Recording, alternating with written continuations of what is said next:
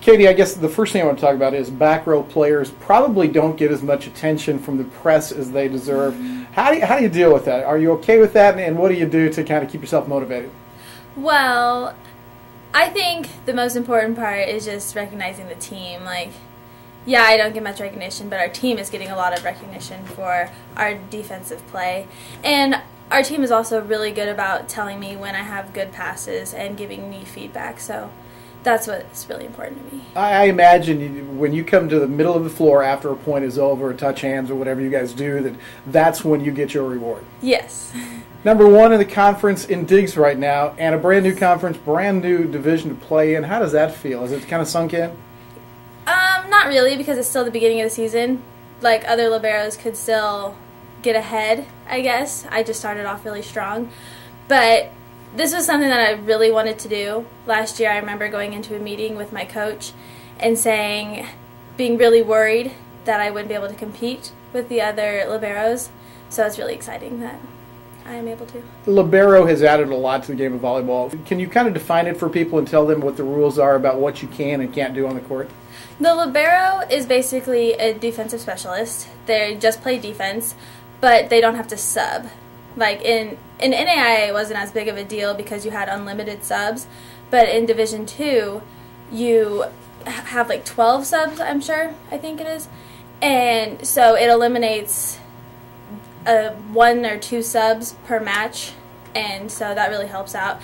And what you can't cross the 10-foot line when you hit, and if you set in front of the 10-foot line, your hitters can't jump and hit. They have to stay down. So that takes a lot of communication on both parts, the hitter and the passer.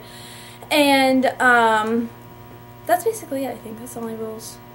Oh, and we wear the different color jersey. But I've seen you take a couple of swings from the back row. Yes. Were you a hitter in high school? Do you miss that part of the game? I was a hitter in high school. I was an outside hitter. I do miss it a lot. It was really tiring. Like, it's not as tiring to be a passer, but I do miss it a lot. When you guys face an opponent like Drury, somebody you don't play and haven't played, well, what are the thoughts going through your mind? Is it business as usual, or you just play your game, or do you know something about the other team?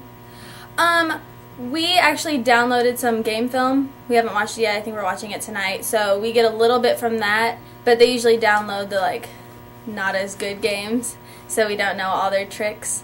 But usually it's just business as usual. Tell me about your role in the back row, the shadow of the block, where you position yourself, all of that kind of stuff, because it's not just going back there and just standing in one spot. Yeah. Well, if the block is late, I have to take the hole in between the 2 blockers, and that's difficult because the hitters will hit really hard straight down, so it's a harder pass to make. But if the block is set and solid, which we're really good at doing, I shift to like the outside of the blocker's shoulder, and I pass that. So you have to do a lot of reading, not only of the hitter, but of your own teammates. Yes, correct. Biggest thing that people don't know about being a back row specialist or a libero, what would you say? Tips may look extremely easy to get, but they're not. They look like, oh, they just give you a free ball, but no.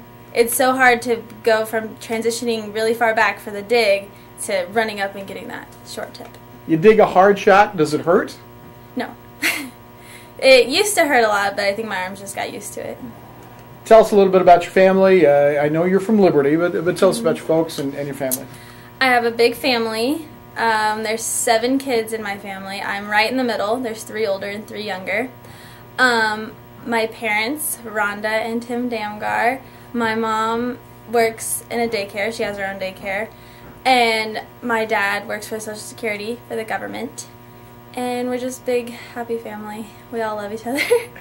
How about when you get done with volleyball, when you get done with school at Jewel, what are your career goals? I am a communications major.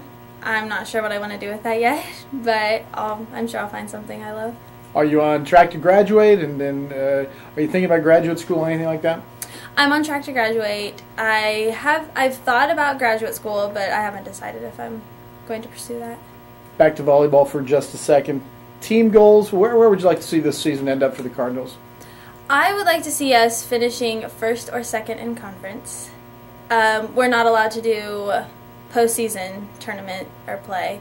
So I just want to see us ending well before that. Been a great start for you. Yes.